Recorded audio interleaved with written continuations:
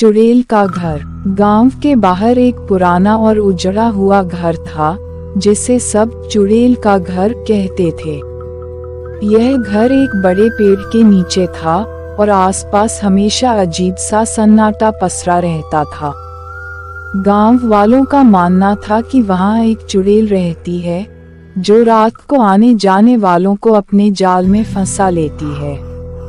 कहते हैं कई साल पहले इस घर में एक नवविवाहिता रही थी।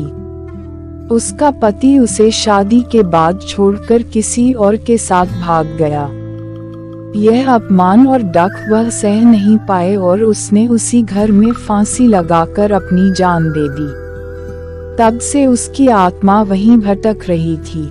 गांव वाले उस घर से दूर ही रहते थे, लेकिन एक दिन गांव में रहने वाला एक निडर युवक राजू ने तय किया कि वह इस कहानी की सच्चाई का पता लगाएगा। उसने अपने दोस्तों से कहा, मैं चुड़ैल से नहीं डरता, आज रात मैं उस घर में जाऊंगा। रात हुई, राजू ने एक लालटेन ली और चुड़ैल के घर की ओर चल पड़ा। जैसे ही उसने घर के दरवाजे पर कदम रखा, अचानक ठंडी हवा चलने लगी। घर के अंदर घना अंधेरा था। राजू ने लालटेन की रोशनी में चारों ओर देखा।